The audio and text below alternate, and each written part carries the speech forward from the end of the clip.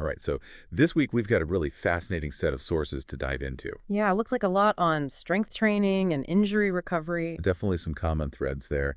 And one thing that really caught my eye going through all this was the focus on a really simple piece of equipment. Oh yeah, a chest expander. Yeah, a chest expander, and the surprising potential it might have for building like practical strength, and then also helping people work through some, those stubborn injuries that just won't seem to go away. Right. It's interesting how sometimes we, get caught up in chasing the newest fitness gadgets and maybe overlook some of these older effective methods. Totally, yeah. And the article we're focusing on really dives into this idea of strand pulling, as they call it, and specifically using a chest expander for that. It makes you think about, back in the day, strength wasn't just about how much you could bench or squat, Right, it had a purpose. It was about functional abilities, like being able to draw a powerful bow, in combat or hunting. Yeah, and you start to wonder if maybe those older training methods that were really designed for those real-world tasks, if those might actually offer something that we're missing with, our modern kind of gym routines. Absolutely. And the article kicks off with that idea, looking back at those times and maybe rediscovering some of those lost techniques. Yeah, so that's what we're going to try to do today with this deep dive. We really want to understand what this strand pulling thing is all about, why it might be so effective, and what you should know about it. Yeah, let's get into it. Okay, so to kind of set the stage, the author of this article starts off by sharing their own personal story, and it's one that I think a lot of people will probably relate to. Oh, yeah. Injuries. Yeah, they were dealing with this like really nagging shoulder issue that had been going on for a while. Those are the worst. And it sounded like it was a combination of things. They were into wrestling, they did some gymnastic rings, even just those like quick, whip-like backhands. Oh, wow. Interesting combo. Yeah, and the really frustrating part was they were resting. They were trying to do what they thought was right. The weight training, Right. the body weight exercises. Right. All the usual suspects. But the weakness just wouldn't go away, and the pain kept coming back. That's so frustrating when you feel like you're stuck in that cycle of injury and recovery, but never quite getting back to 100%. Yeah, and I think that's something that a lot of people experience, Yes. with these kinds of nagging injuries. It's like you're always compensating somehow. Right, and this is where things start to get really interesting. So the author was using this rubber cable resistance device. It's called the Lifeline USA Power Push-Up 2, and it's basically designed to add more resistance to your push-ups. Okay. And you would think, okay, if you're having shoulder problems, why would you want to make your push-ups harder? Yeah, that seems counterintuitive. Right. But the key here was the sensation that they felt when they were using this thing. So they were describing this shaking in their muscles during the exercise, and it felt like it was really waking up and strengthening those smaller stabilizer muscles around the shoulder joint. Interesting. Yeah, because you don't usually get that with, regular push-ups or even weight training. Right. And it's not just about making the exercise harder. It's about how those muscles are being worked. I bet that shaking is your body trying to stabilize against that unpredictable resistance from the cables. That's what they were thinking, too, is like your nervous system is getting a much more complex workout because it has to constantly adjust to that kind of changing resistance. Makes sense. It's not like a fixed weight where you know exactly what to expect. Exactly. And so this experience led them to the core of what we're talking about today. So they reached out to Bobby Hines, he's the CEO of Lifeline, and he suggested using a rubber cable chest expander to try and address this shoulder weakness, specifically for movements like pull-ups and gymnastic bridging things that were still giving them trouble. Okay, so they're going from like pushing movements to pulling movements. Right, and the author was pretty skeptical at first, but then they tried it, and to their surprise, it actually started working. Wow. So the chest expander was helping even though it wasn't directly targeting those specific movements. Yeah, and they had this realization that there are actually muscles all over your body that you just can't really train effectively with traditional weights or even with body weight exercises. That's a pretty powerful statement, and it makes you wonder what we might be missing in our training. It really does. And it gets to the heart of this idea of functional strength. Hmm. It's not just about how much you can lift in the gym. Right. It's about how well your body actually moves and performs in real life situations, your everyday activities, your hobbies, how resilient you are to injuries. Exactly. And it sounds like this strand pulling with its unstable resistance really taps into that in a unique way, Yeah. by engaging those stabilizer muscles that are so important for joint health and efficient movement. And those are the muscles that we often neglect in our training. We're so focused on the big prime movers, the pecs, the lats, the quads. Right. But if those smaller stabilizers are weak, then it can really limit your overall strength potential, and it can also make you much more susceptible to injuries. It's like having a house with a weak foundation. It doesn't matter how strong the walls are if the foundation can't support it. Perfect analogy. Mm. So this idea of strand pulling, it's not actually some brand new concept. It's been around for a while. The author connected with a strength coach named Kim Wood, and he shared some really interesting historical context. Oh, cool. Like, where did this all come from? Yeah, so apparently this method of using chest expanders for strand pulling has its roots in Europe, particularly in England. Interesting. I never knew that. Yeah, and Kim even mentioned that there used to be, and maybe still are, actual competitions centered around strand pulling with chest expanders. Wow, that's amazing. So it wasn't just a fringe thing. It was like a legitimate training method with its own dedicated following. Exactly, and he shared some old-time training courses on the method, which really shows that this wasn't just some forgotten fad. It had a system and a structure to it. It makes sense, though. Effective training principles often have a long history. Absolutely. And when the author got their hands on some of these historical resources, they were blown away by just how many exercises they could actually do with a chest expander. Really, like more than just the basic chest expansion. Oh, yeah, way more. They learned something like 36 different movements. 36. Wow, that's incredible. I wouldn't have guessed there were that many possibilities. Yeah, and it really challenges that kind of typical image of a chest expander as this limited piece of equipment. Right, you think of like a few basic arm and shoulder exercises. Exactly, but the list of exercises they found is actually quite fascinating. We're talking about things like overhead downward pull knuckles in or 2 arms lateral raise front. Okay, those sound pretty unique. And it gets even more interesting. Things like dislocation at attention and lying expander with leg lifts. I've definitely never seen those in any gym. Me neither. And I think that's one of the points here, that we often associate complex training with like fancy equipment. Right, lots of machines and gadgets. But this really shows that even a simple tool like a chest expander can be incredibly versatile.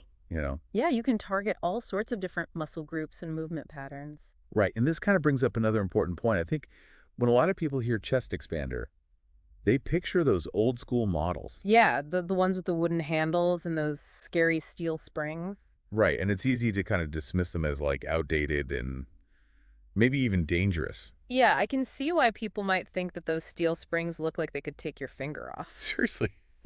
But the author was using a modern version, and they emphasize how much things have improved. Okay, so what's different about the new ones? Well, first of all, the handles are much better. They're soft and comfortable, easy to grip.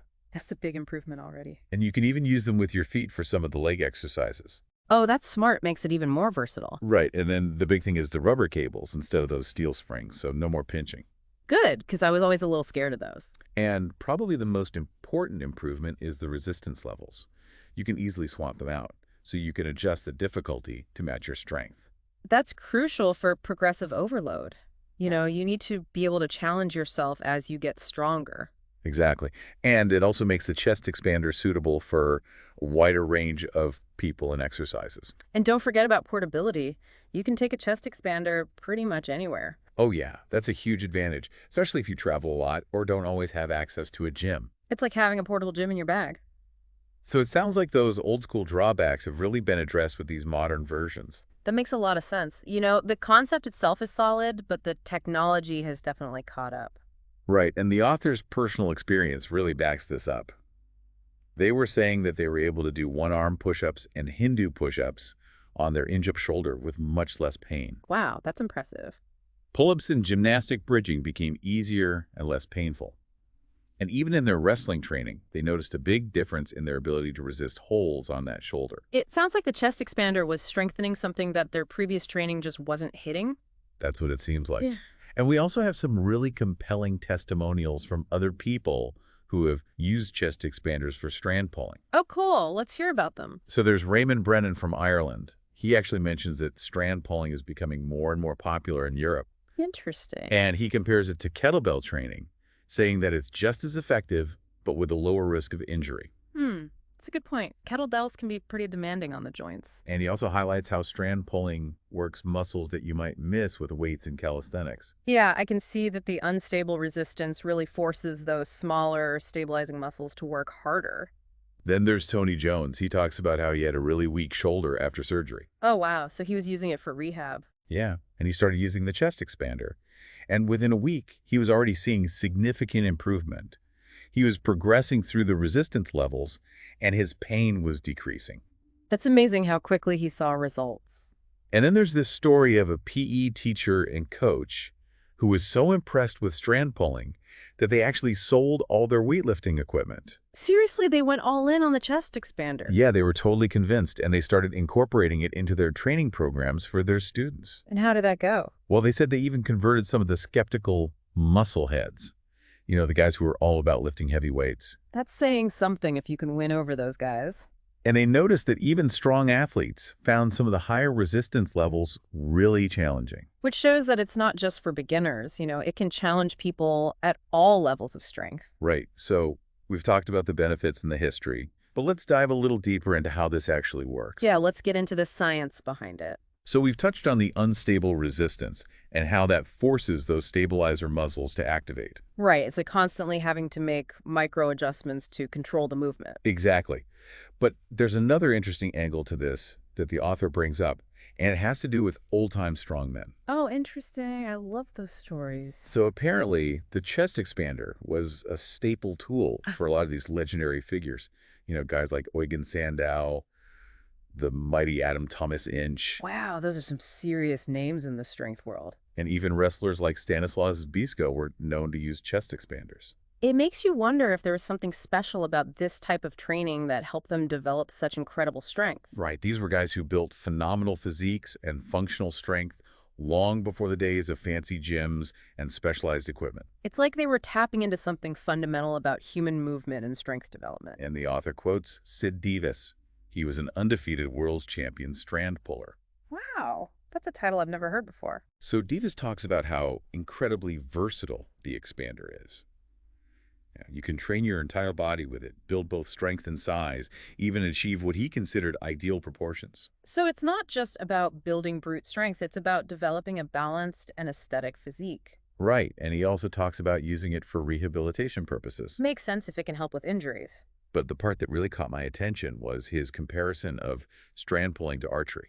Oh, that's fascinating. I never thought about that connection before. So he points out that the action of stretching a bow is very similar to extending a chest expander. Now that you mention it, I can see the resemblance. And historically, being able to draw and hold a strong bow was a fundamental test of strength. Absolutely. Archers would have needed incredible upper body strength and endurance. And they would have constantly trained those specific muscle groups to increase their power and accuracy. So maybe strand pulling is like a modern evolution of that ancient training method. That's what Davis suggests. And it makes sense if you think about it. You know, it's a very natural movement pattern. It's like we're tapping into something primal, something that's been ingrained in our DNA for centuries. And that might be why it's so effective at building functional strength and resilience. It's not just about isolating muscles. It's about training movement patterns that have real-world applications. Exactly. Yeah. So to kind of sum up what we've learned, it seems like strand pulling has a lot going for it. Yeah, it's definitely more than just a gimmick. First of all, it engages your muscles in a unique way. You know, that elastic resistance really forces those stabilizer muscles to work. And those are the muscles that are so important for injury prevention and overall joint health. Right. And we've seen that it has a proven track record of success. You know, those old-time strongmen were clearly onto something. They didn't have access to all the fancy equipment we have today, but they still managed to achieve incredible levels of strength and physique. And it's incredibly versatile. You can train your entire body with a chest expander. That's a big plus, especially if you don't have a lot of space or equipment. And then there's this intriguing idea that it's a more natural form of training. You know, maybe even an evolution of movements like archery. It's like we're reconnecting with our ancestral roots of strength and movement. So if you're looking for a way to build functional strength, improve your resilience to injuries, and maybe even discover some new training possibilities, then strand pulling might be worth exploring. Absolutely. And it's a lot more affordable than you might think. Yeah, the author mentions that a modern chest expander like the Lifeline model is actually pretty reasonably priced, especially compared to a lot of other gym equipment. And you can get different resistance levels so you can progress as you get stronger. Exactly. And if you're serious about learning the ins and outs of strand pulling, There's an instructional video called the European Strand Pulling Challenge. Oh, cool. I might have to check that out. Yeah, it teaches proper form and all sorts of advanced exercises. Sounds like a great resource for anyone who wants to take their training to the next level. So here's a final thought to leave you with. Could bringing this old school training method back into your routine help you unlock a new level of strength, stability, or even recovery that you haven't been able to achieve with more conventional approaches? It's a question worth pondering. Sometimes the most effective solutions aren't the newest or the flashiest, but rather the ones that have stood the test of time. So we encourage you to think about the history, the personal stories, and the unique way that strand pulling engages your body. Maybe it's time to give it a try and see how it fits into your own fitness journey. Thanks for joining us for this deep dive. And we'll see you next time.